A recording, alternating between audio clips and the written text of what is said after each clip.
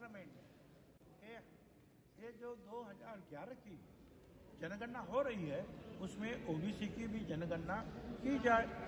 उसके लिए स्वर्गीय मुंडे साहब, पवार साहब, सब लोगों ने जो है बड़ी मदद कर दी। ये हमारे जो लालू प्रसाद यादव हो या मुलायम सिंह यादव हो, मायावती, सब लोगों ने बहुत मदद की है। तो कांग्रेस के भी जो है क्या वो लोग भी जो सब सांसद थे, तो उसके कहने पर जनगणना हुई, मगर वो सेंसस कमिश्नर जो है उन्होंने नहीं की।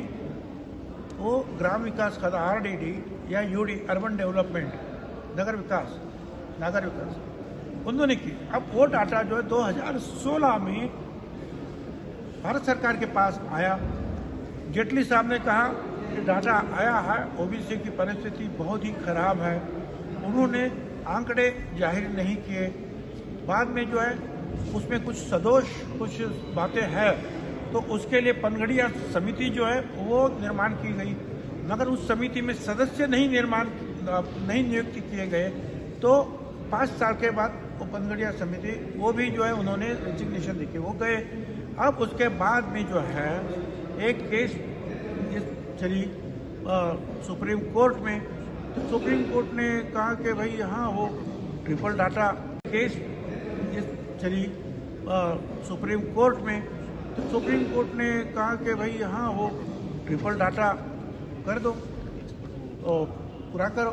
अब उसके हिसाब से जो है हमने भी जो है अध्यादेश निकाल के आयोग की निर्मित के अध्यादेश निकाला और कहा कि हम ट्रिपल डाटा में से पहली 2 बातें जो है 50% के ऊपर नहीं जाएंगे, शेड्यूल ट्राइब को उनके हिसाब से देंगे, और एम्पिरिकल डाटा जमा करने के लिए हमने आयोग प्रस्तावित किया है। कोरोना के वजह से वो कदम आगे नहीं डाल सके हैं। और इसी वक्त जो है एक दूसरी केस हमने खानविलकर साहब के बेंच पे डाली है, बेंच पर 3 महीने से चालू है कि भारत सरकार को कहा जाए कि वो एम्पिरिकल डाटा हमको दिया जाए। वो भी केस 13 तारीख को है और ये भी केस 13 तारीख को है।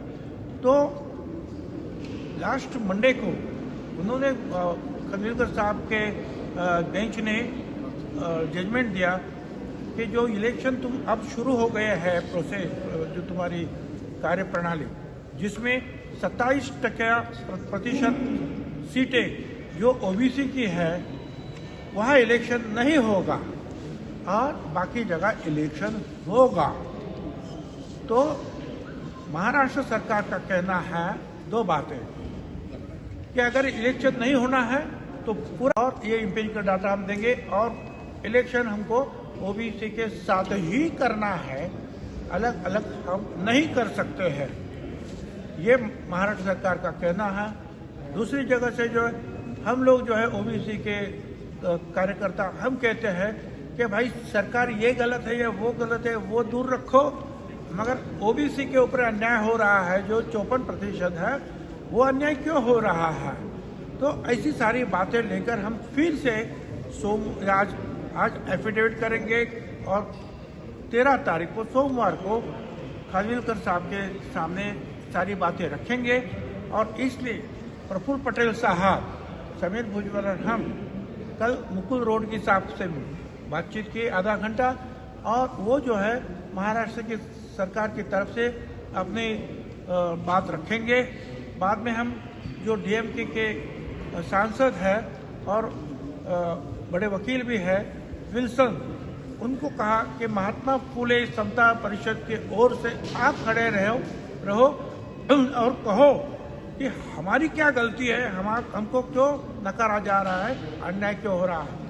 ये 2 और आज 5 बजे कपिल सिब्बल के साथ जो है हमारी तीसरी मीटिंग है, जिसमें ये बात हम रखेंगे कि जिस शख्स ने, जिस उम्मीदवार ने ओबीसी की जगह के लिए फॉर्म भरा है, अभी जो है विदित जो है बड़े वकील जो है, हम उनको दरख्वास्त कर रहे हैं कि हमारी केस वो सुप्रीम कोर्ट के सामने रखें और सुप्रीम कोर्ट से जो है ये ऑर्डर पास करें।